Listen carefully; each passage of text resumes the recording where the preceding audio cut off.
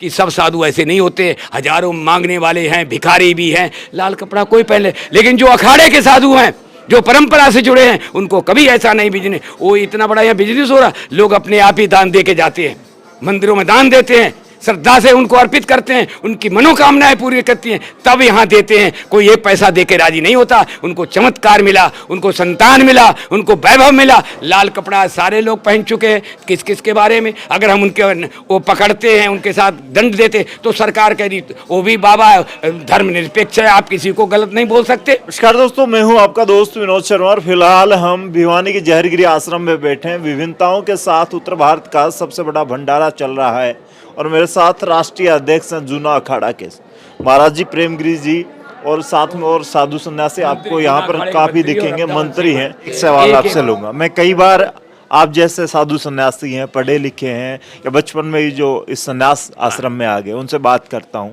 उनके इंटरव्यूज दिखाता हूं, तो कुछ लोगों के कमेंट आते हैं कि ये तो बिजनेस बन गया है और इससे बड़ा तो कोई बिजनेस नहीं है, जो अनपढ़ होते हैं वो बन जाते हैं, लोगों को बरगलाते हैं, इस तरह की बात करते हैं कुछ लोग। उनको क्या जवाब देना चाहिए? उनको ये जवाब देंगे, हमारी परंपरा में आदि जगत गुरु शंकराचार्य 5 साल की अवस्था में लिया कि ये उनको एक बोलना कि जो 5 अंगुली है कभी बराबर होती हैं।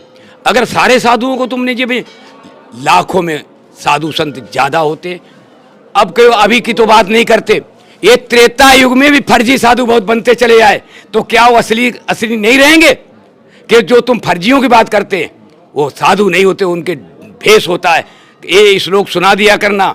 रावण जब सीता को हरण करने गया तो उसने क्या बोला, तुम सोने का मृग बनना, मैं साधु बन जाऊंगा, तुम राम लखन को बहका देना, मैं सीता को हर लाऊंगा। इतना बड़ा राजा रावण, और वो भी साधु का रूप लिया। इसलिए ये श्लोक सुना देना कि सब साधु ऐसे नहीं होते, हजारों मांगने वाले हैं, भिखारी भी हैं, लाल कपड़ा कोई पहन ले, लेकिन जो अखाड़े के साधु हैं, जो परंपरा से जुड़े हैं, उनको कभी ऐसा नहीं बिजनेस, वो इतना बड़ा यहाँ बिजनेस हो रहा, लोग अपने आप ही दान दे के जाते हैं, मंदिरों में दान देते हैं, श्रद्धा से उनको अर्पित करते हैं, उनकी मनोकामनाएं पूरी करती हैं, तब यहाँ देते हैं। कोई एक पैसा दे के राजी नहीं होता। उनको चमत्कार मिला, उनको संतान मिला, उनको वैभव मिला, तब बाबा जहरगिरी के आवे कम से कम 200-500 टीन का घी का लड्डू बनता है। उन लोगों को समझाना कि आदि अनाज से ऐसे साधु भी होते हैं, लेकिन जो अखाड़े के हैं, जो परंपरा से जुड़े हैं, वो कभी ऐसा नहीं करते हैं ना। उनका कोई बिजनेस, उनको तो जो बिन मांगे दूध बरोबर, मांग दिया तो पानी, और लड़ झगड़ कर रक्त भरो, ये संतो वो तो कभी किसी से कहते ही नहीं। वो उनका कोई बिजनेस नहीं, उनका एक धर्म का सौदा होता है। लेकिन जो बिजनेस भी वाले होते, लाल कपड़ा सारे लोग पहन चुके हैं, किस किस के बारे में अगर हम उनके वो पकड़ते हैं, उनके साथ दंड देते तो सरकार कह रही वो भी बाबा धर्मनिरपेक्ष है, आप किसी को गलत नहीं बोल सकते। तो हम क्या करें? पहले हमारे शंकराचार्य ने सबको सही किया, जो गलत थे उनको बाहर किया, उनको निकाला। अब 10-10 शंकराचार्य हो गए, अपने आप लिख रहे, तो क्या हम बोल देंगे कि शंकराचार्य नहीं?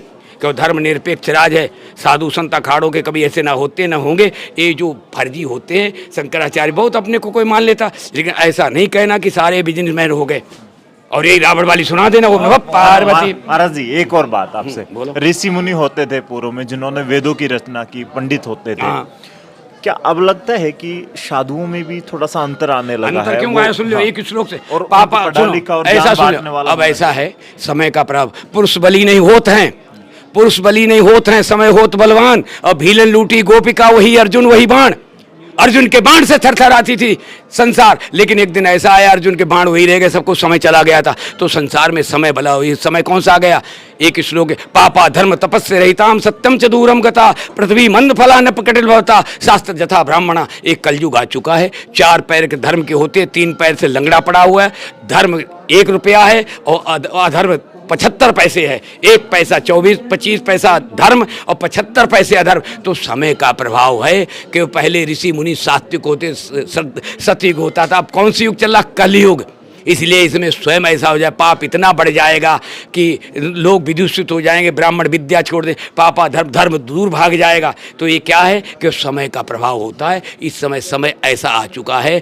तुलसीदास जी ने एक चौपाई लिख दी है, बहुधाम समारे जोगी अति विषया हर लीन गई बिरती, तपसी धनवंत दरिद्र गई। ऐसा समय आ जाएगा।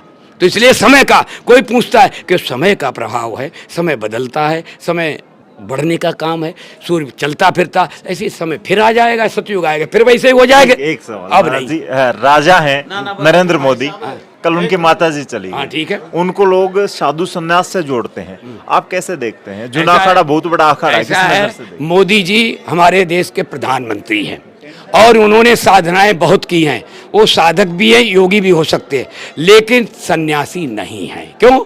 उन्होंने कहीं कोई दीक्षा ऐसी नहीं ली कि जो हमारे सन्यास परंपरा है, उनको सारा देश मानता है, साधु समाज मानता है। लेकिन कोई कहे सन्यासी है तो कहे सन्यासी एक परंपरा होती है, जगत गुरु शंकराचार्य का न्याय, उनको सारा हम लोग महान मानते हैं। उनके अंदर त्याग है, तपस्या है, हिमालय में तपस्या की है, सब कुछ है।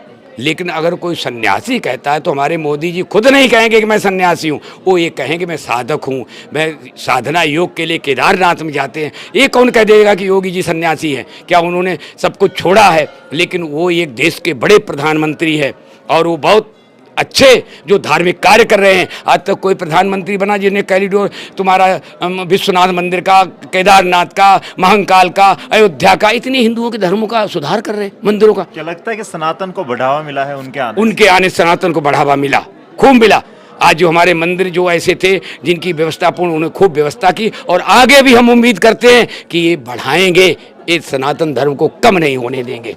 मेरा योगी जी से को लेकर एक सवाल था योगी कि जी- भावी प्रधानमंत्री उनको कहने लगे हैं लोग, सोशल मीडिया पर कहते हैं कि योगी जी आ गए तो ये हो जाएगा, वो हो जाएगा। आपके देखो एक बात सुनो। सन्यासी हैं वो भी। वो हमारे नाथ संप्रदाय हैं, सन्यासी और नाथ में अलग अलग पंथ है। वो हमारे यहाँ कई पंथ है, वैष्णव पंथ है, सन्यासी पंथ है, नाथ पंथ है। देखो योगी जी अभी वर्तमान उत्तर प्रदेश के माननीय मुख्यमंत्री जी हैं और मैं इस विषय में नहीं बोल सकता कि योगी जी पर वो समय किसको कब किसको ताज पहना दे।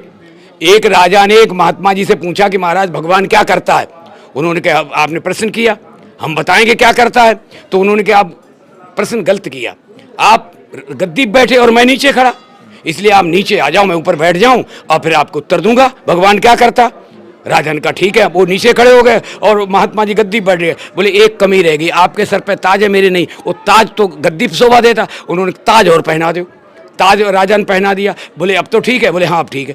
भगवान बोले क्या करता? बोले यही करता है, कब राजगद्दी से उतार दे और कब बैठाल दे। जो आपको नीचे खड़ा कर दिया, हमको राज बैठाल दिया। तो फिलहाल अल्प समय होने की वजह से आप देख सकते हैं इसके बारे में नहीं बोल जी, सकता। महाराज जी मौजूद थे और हमारे साथ प्रेमगिरी महाराज जी के साथ जो चर्चाएं रही, फिलहाल देख सकते हैं किस तरीके से यहाँ पर ये साधु सन्यासी आपको ज्ञान देते हैं। और साधुओं पर मैंने चर्चा की कि सन्यासी किस तरीके से समाज की दिशा और दशा तय करते हैं अपने ज्ञान से। आप क्या कहेंगे? इस वीडियो को शेयर कर दें, कमेंट में जरूर लिख दें। तब तक के लिए धन्यवाद, राम राम।